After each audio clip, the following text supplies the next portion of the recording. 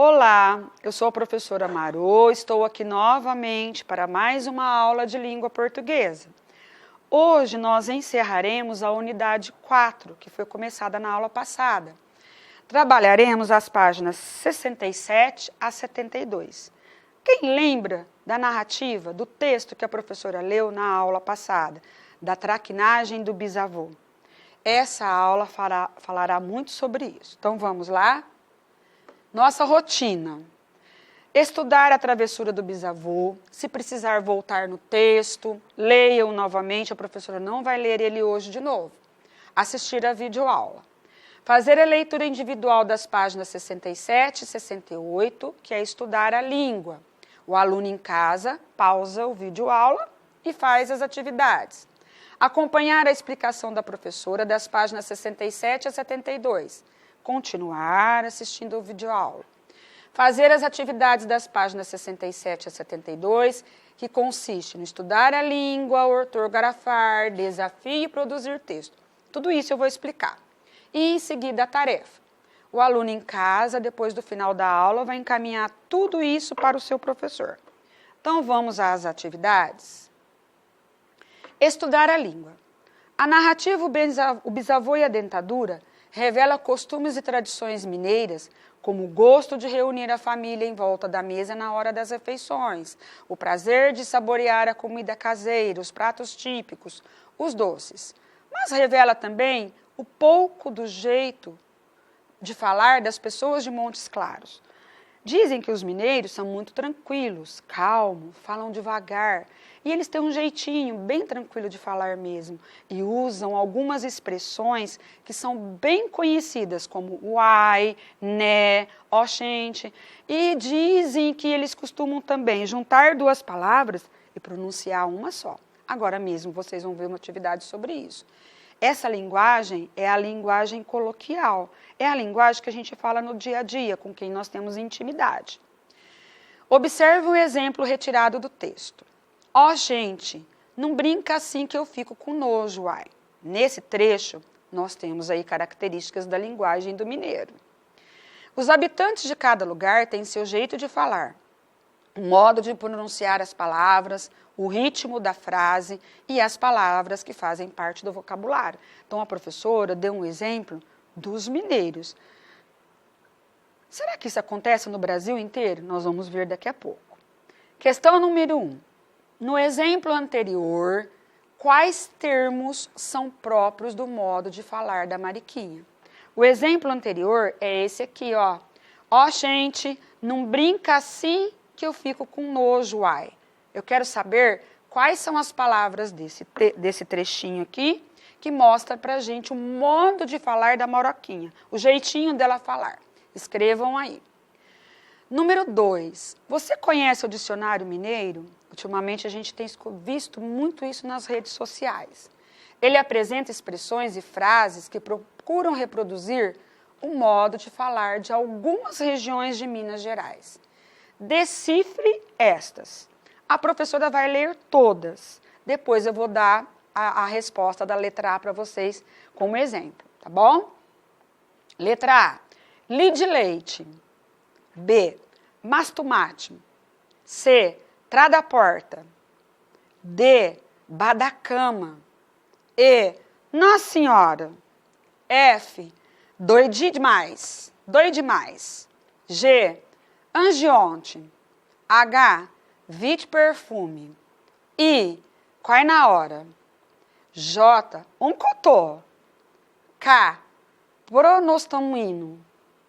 E aí, então, eu vou decifrar para vocês a letra A.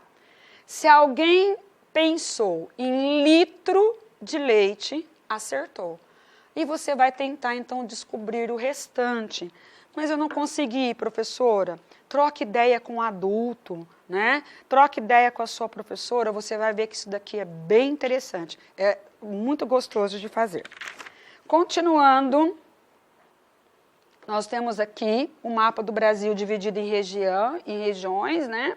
É o que a professora disse. O Brasil é um país muito grande, de muitas culturas diferentes, maneiras de falar, de várias comidas diferentes. Então, o pessoal que mora aqui no norte tem jeito de falar de quem mora no Sul. Até nós, os paulistas, dentro do próprio estado de São Paulo, temos maneiras diferentes de falar. Quando a gente chega na cidade maior, na capital, o pessoal fala assim, você é lá do interior de São Paulo. A gente pergunta assim, por quê? A gente não carrega o R, eu não falo carne, porta. Então, dentro do mesmo estado, da mesma região, existem várias maneiras de falar. Então, vamos ver um pouquinho sobre isso. Os brasileiros falam a mesma língua, a língua portuguesa, mas ela não é falada do mesmo modo por todos. E essa variação no uso acontece devido a vários fatores. Então, a gente vai ler agora esses fatores. Um deles a professora já mostrou e já explicou aqui para vocês. A diversidade cultural do país. Por exemplo, as pessoas que vivem em Minas Gerais usam palavras e pronúncias próprias, diferentes das que habitam outros estados do Brasil. E isso ocorre muitas vezes, até mesmo entre cidades de um mesmo estado. Foi o que a professora explicou de quando a gente vai para uma cidade maior, que eles já falam, só pela nossa fala, eles já sabem que a gente é do interior. Outro item, o grau de escolaridade. Na escola, as pessoas aprendem a variedade linguística considerada padrão, que é aquela que a gente escreve nas nossas provas, quando eu vou escrever com alguém que eu não tenho intimidade, não é? Usada para lá escrever as leis, os artigos científicos e os textos literários, entre outros. Outro item que interfere também nessa maneira de falar, o grau de familiaridade ou intimidade entre as pessoas que se comunicam. Em família ou com amigos, usamos a linguagem de maneira descontraída, a linguagem coloquial. Eu tenho certa intimidade com a minha família, sem muita preocupação com a norma curta. Nesse caso, usamos a linguagem informal, que é também conhecida como coloquial. Mas quando a situação não permite essa intimidade, pense nos discursos de formatura, nas falas dos telejornais, nas aulas em que o professor explica a matéria. Aí, utilizamos a linguagem formal. Continuando a nossa aula, chegamos aí numa atividade. Encontre no texto O Bisavô e a Dentadura uma passagem que exemplifique a linguagem coloquial. Quer dizer, essa linguagem, o jeitinho de falar do mineiro, as expressões que ele costuma usar. Copie essa passagem e grife os termos que comprovam esse jeito de falar. Então, aqui, vocês deverão voltar no texto da aula passada.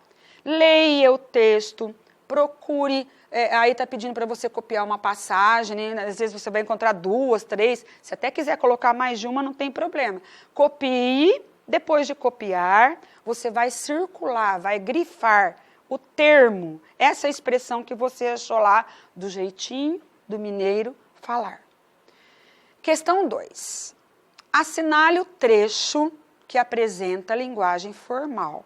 Olha, linguagem formal é aquela com quem eu converso, com quem eu não tenho intimidade. Então, não posso conversar de qualquer jeito. É a linguagem mais séria, tá? Se a gente ler as 4 alternativas, vai dar para descobrir rapidinho. Letra A. Quebra a minha cara. Faz esse favor para mim. Faz. Ó, eu vou chamar a atenção para outra coisa. Quebra a minha cara é como se fosse uma gíria. E o pra, a gente também não usa na linguagem formal. Aqui teria que estar para. Letra B. Tô pedindo um baita favor para você. Presta bem atenção nessa frase. Será que é uma linguagem formal aí? Séria? Vamos ler a C. Solicito a vossa senhoria que atenda a minha solicitação. Olha, até o jeito de falar mudou. E aí? Letra D. Você está querendo que eu te empreste minha mochila? Para quê? Então, leiam novamente, pensem. Linguagem formal, a linguagem mais séria, com quem eu não tenho intimidade. Vamos para a próxima. Atividade 3. Indique se a linguagem mais adequada para cada situação aqui descrita, a seguir, é a formal ou a coloquial. Então, o que eu vou ter que fazer? Eu vou ler as 4 alternativas e eu vou ter que escrever, vou ter que dizer se numa situação dessa eu vou usar linguagem formal ou linguagem coloquial. Primeira situação. A. Ao escrever um e-mail a um grande amigo que está distante, contando como foi seu final de semana. Preste bem atenção, ele é seu amigo. Apesar de você estar escrevendo um e-mail, você pode usar uma linguagem formal ou coloquial? Você tem intimidade com ele? Então pense nisso. Letra B. Ao escrever um e-mail a uma editora para pedir informações sobre uma revista do seu interesse. Presta atenção. Aqui, às vezes, você nem conhece quem vai receber esse e-mail. A pessoa que vai receber esse e-mail pedindo as suas informações, você não conhece. Então, eu posso ter intimidade com ela? Que tipo de linguagem eu vou usar aí? Formal ou coloquial? Letra C. Ao conversar com a mãe de seu colega durante uma festa de aniversário. Geralmente, com as mães dos amigos, como que a gente tem? Como que a gente vai conversar? Tem intimidade? Dá para falar na linguagem coloquial? Então, você vai decidir e colocar aí. Letra D. Ao responder por escrito as questões da prova escolar. Eu posso usar gírias na prova escolar, a linguagem que eu converso com meu amigo na prova escolar? Nós já lemos um pouco sobre isso na página anterior. Então, vocês vão ter que escrever nas 4 se você vai usar linguagem formal ou linguagem coloquial. Vamos seguir. Desafio é uma coisa que vocês gostam, né? E esse desafio é muito engraçado. O texto a seguir foi criado para brincar com o modo de falar de alguns mineiros. Às vezes eu fico pensando se eles não ficam com raiva por conta disso. Nele, a personagem conta sua experiência ao preparar uma macarronada com galinha. Uma coisa que eles adoram, cozinhar, ficar em volta do fogão, fazendo tudo que é de comida. Além de sentar em volta da mesa e comer, eles gostam de preparar também. Para entender essa narração, leia procurando ouvir mentalmente a pronúncia. Em seguida, reescreva em seu caderno pautado, utilizando a linguagem formal. Então, a professora vai ler para vocês o texto inteiro. Depois, eu vou explicar para vocês essa frase, tá? Que é o início do texto. Quando vocês forem fazer essa atividade no seu caderno pautado, eu aconselho você ler o texto novamente e ir mentalizando. O que será que pode ser isso? Vou ter que escrever na linguagem formal, eu não posso escrever igual está aqui. Ficou com dúvida? Pergunte para um adulto, às vezes ele vai saber te responder. Não soube? Converse com a sua professora. Ou então, escreva. Chegou nessa palavra? Eu não sei. Deixa um espaço aí no meio do texto. Combinado? Então, eu vou começar a leitura para vocês. Sábado passado, era 7 de setembro. Estava eu na cozinha, tomando uma pinga com mel e cozinhando quilo de carne com mais tomate para fazer macarronada com galinha assada.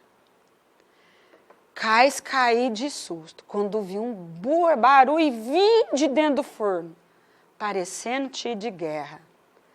A receita mandou pôr milho de pipoca dentro da galinha para assar. O forno esquentou, o milho estourou e a galinha explodiu. Nossa senhora, fiquei branco que nem litro de leite. Foi um trem doido demais. Quase caí dentro da pia. Fiquei sem saber de onde que eu vim, onde que eu tô, para onde que eu vou. Ó, pra você ver que loucura. Graças a Deus, ninguém se machucou. Nem sei se eu falei direitinho do jeitinho do mineiro, mas tentei, tá? Então, vamos voltar lá na primeira frase. Lembra que eu disse para vocês que eu iria ler essa frase como ela realmente é na linguagem formal? Então, vamos lá. Sábado era 7 de setembro. Estava eu na cozinha, tomando uma pinga com mel e cozinhando 1 quilo de carne com massa de tomate para fazer macarronada com galinha assada. Olha bem, se você precisar, pause o texto, tá? Volte novamente, leia, fique imaginando aí o que poderá ser essa palavra. Certinho? Vamos para o ortografar. Toda unidade traz o ortografar. É agora que a gente vai trabalhar um pouquinho a escrita das palavras. Escreva 5 palavras que tenham aí a letra inicial com o mesmo som das letras destacadas nos itens a seguir.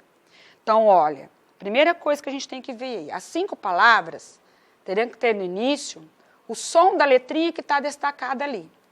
Na palavra poço, está destacado o C com a cedilha.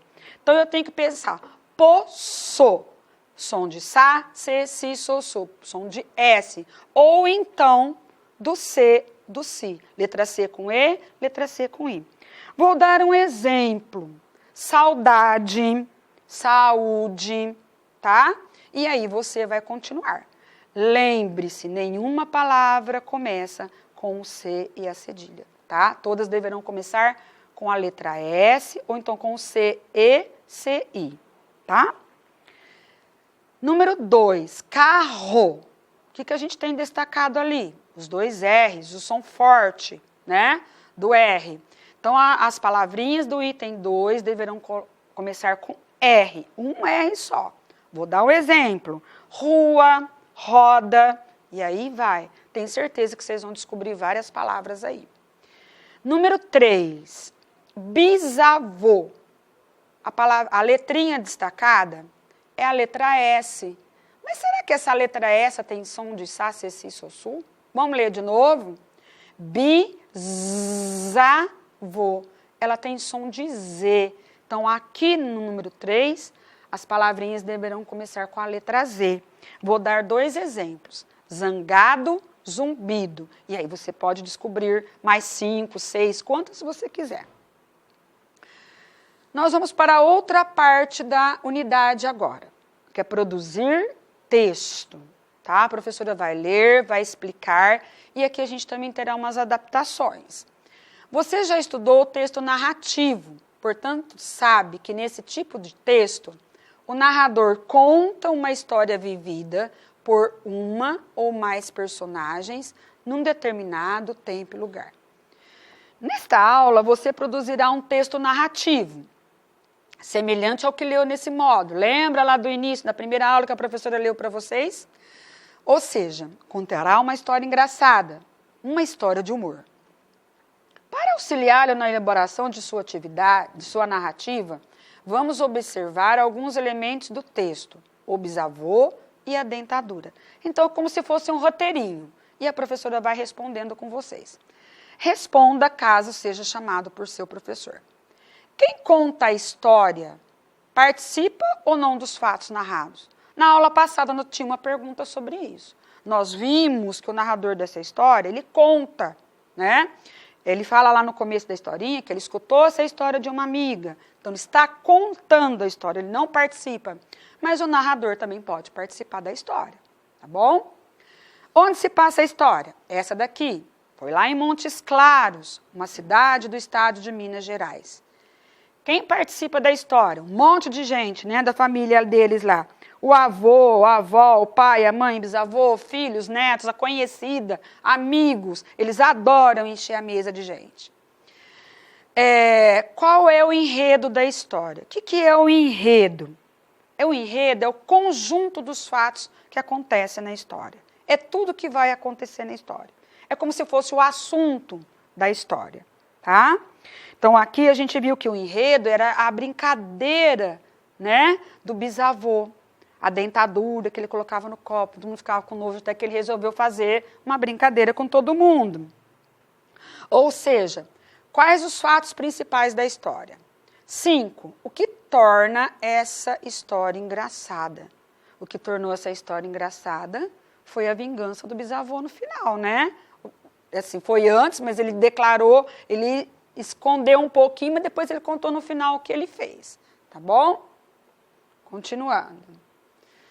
Agora que você já relembrou os elementos do texto narrativo e percebeu que há recursos que podem tornar um texto engraçado, escolha uma das situações abaixo e crie um texto bem divertido. Nós temos 3 situações, A, B e C. Então, a professora vai ler as 3 para vocês e vai explicar.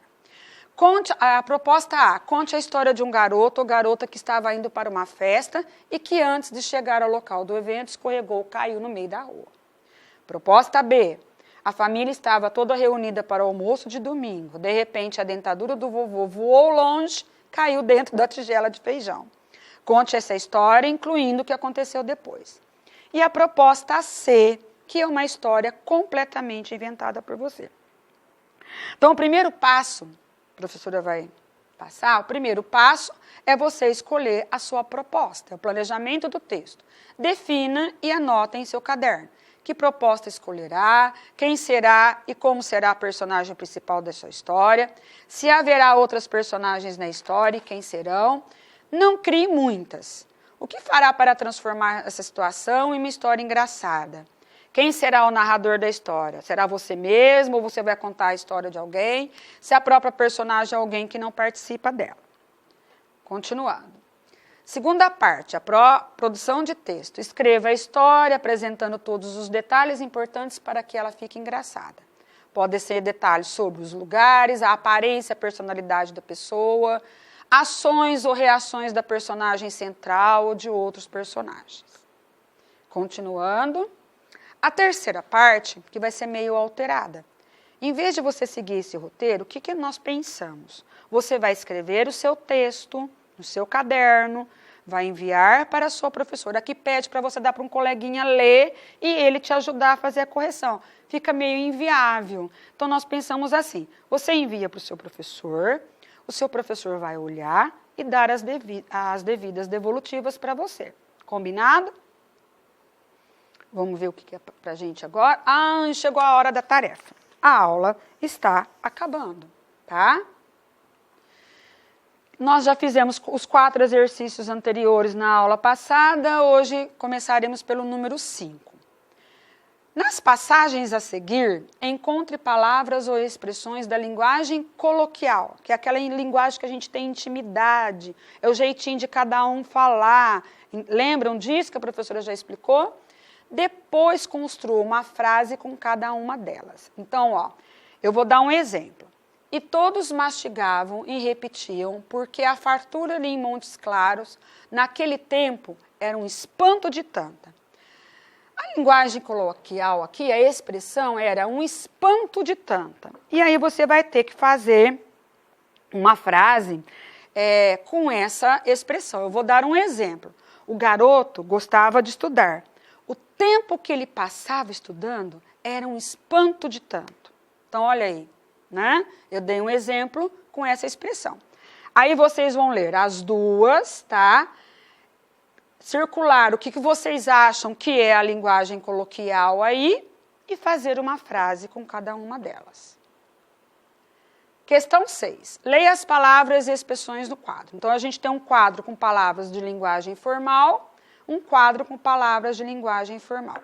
Então, lá eu tenho prazer, novidade, rir de alguém, ótimo, bem informado, entender, ter trabalho, zombar, velocidade, estragar, prejudicar, achar ótimo. Do lado de cá, correspondendo ao de lá, curtição, novos, zoar, da hora, antenado, manjar, ter um trampo, trollar, maior gás, queimar o filme, pirar. O que vocês terão que fazer com isso? Na letra A, imagine que você resolveu enviar uma mensagem por celular a um amigo, comunicando que irá a uma festa. Escreva essa mensagem usando pelo menos 3 palavras próprias, expressões próprias da linguagem coloquial, retiradas do quadro. Vamos voltar lá? Então, você vai escolher 3 palavras dessa coluna aqui, a que você gostaria. Pensa, o que eu vou escrever para o meu amigo? Eu vou dar um exemplo. Eu fiz uma aqui. A 9 é que eu vou para a festa do Dudu. Vai ser uma curtição. Pirei no convite. Olha só eu escrevendo essa mensagem para o meu amigo, hein? O que a gente vai fazer na letra B depois? Essa mesma mensagem que eu disse para vocês, que vocês escreverem na letra A, vocês vão ter que mandar para um destinatário com quem você não tenha intimidade, familiaridade.